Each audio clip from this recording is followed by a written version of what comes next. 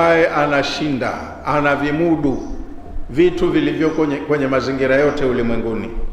Kafiri vyovyote awavyo, mwachie tu, Mola wake anamuweza huyo. Ukafiri wake hautompa nguvu ya kumpindua Allah subhanahu wa ta'ala.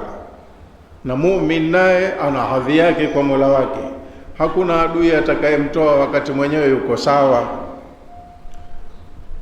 Wala yata'atta lahum wilayata wala nasra, na mtu atakaye kwenda kinyume na Allah ambaye ndo mfalme wa mbinguni na ardhini hawezi kupata wali mwingine. Wali huwa ni msimamiaji wa mambo yako, kama baba kwenye familia, rais kwenye nchi, ndo waliul amri. Umefahamiana? Ukiukataa utawala wa Allah, maana yake hupati utawala mwingine wenye nguvu kama ya Allah. Allah akikutia hatiani, labda huo mwingine ukusevu, hupati. Ukikorofisha kwa Allah, yani wewe ndio ushajiharibia mwenyewe.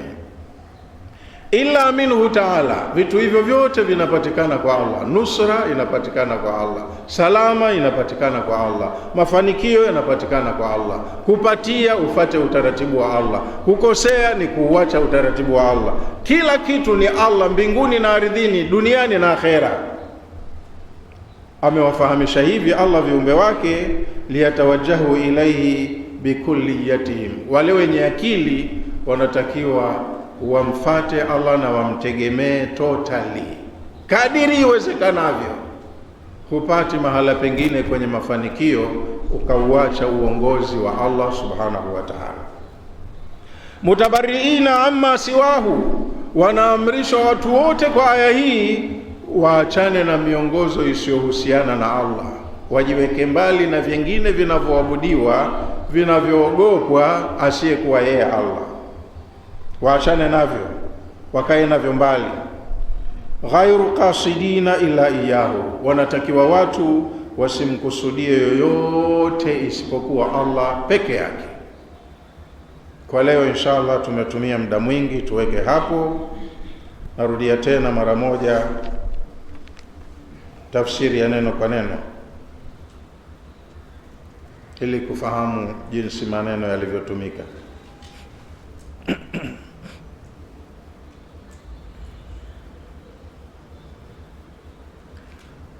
Leo darasa yetu tuliondokea katika aya 113 mpaka 116 tumeishia.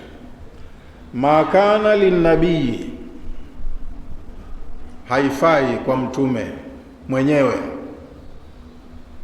Walladhina amanu, na haifai pia kwa waumini waliomwamini huyo mtume.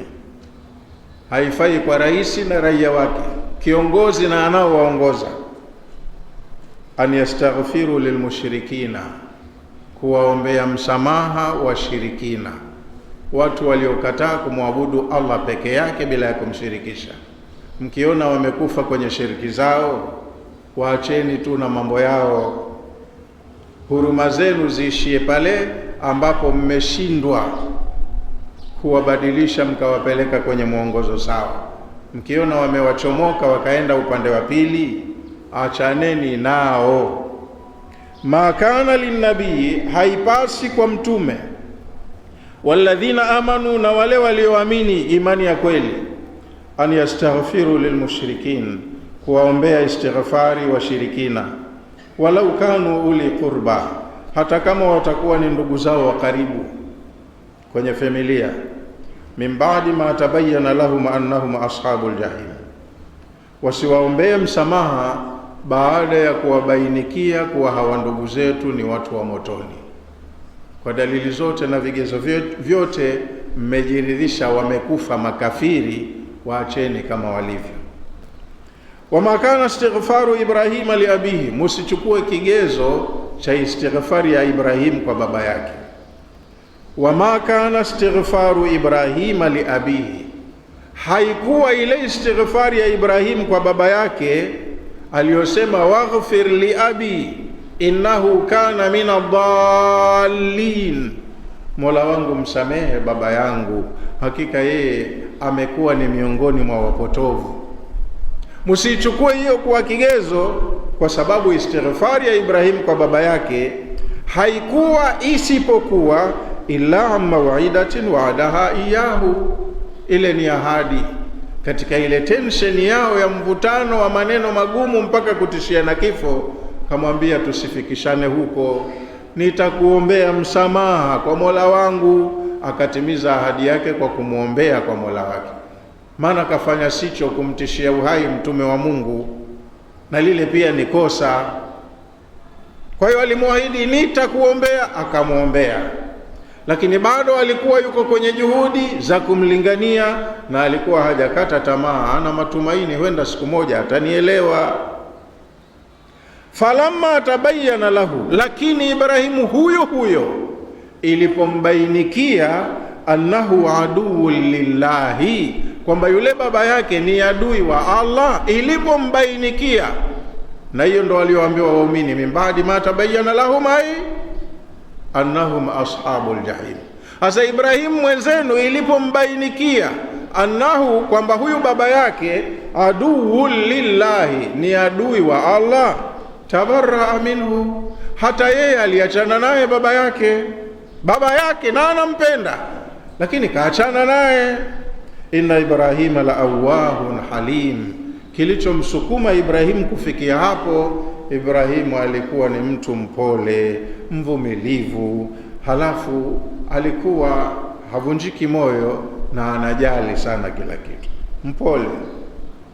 Wama kana Allahu liyudilla qauman, hii ni kwa Waislamu ambao wameshukiwa na aya zikawatisha, sema lo, kama hili jambo ni kosa, mimi mbona nimefanya, sasa hali yangu itakuwaje? Wanaambiwa wasijitishe kwa walioyafanya nyuma kabla ya kukatazwa, sawa, wala wasijitishe kwa kuyawacha mambo ambayo hawakuyafanya nyuma kabla hawajaamrishwa.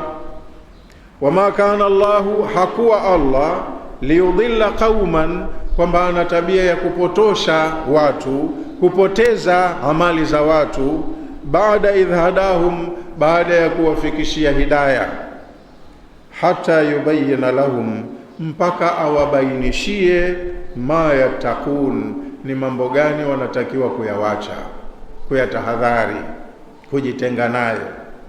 Inna Allaha bikulli shay'in alim, Allah hapa ulimwenguni anajua kila kitu. Na mwisho, inna Allaha lahu mulku samawati wal ardi, ni wake Allah ufalme wa mbinguni na wa ardhini.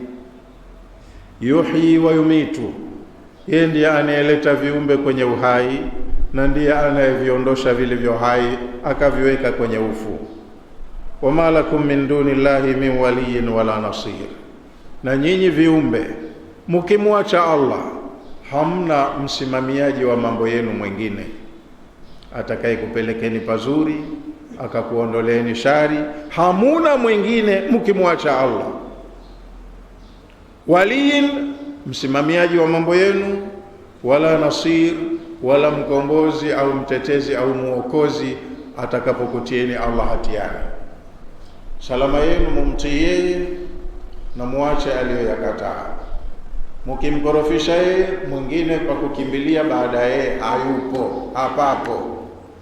Kwa leo inshallah tunaweka aya 116. Wallahu a'lam, wassalamu alaikum wa rahmatullahi wa barakatuh.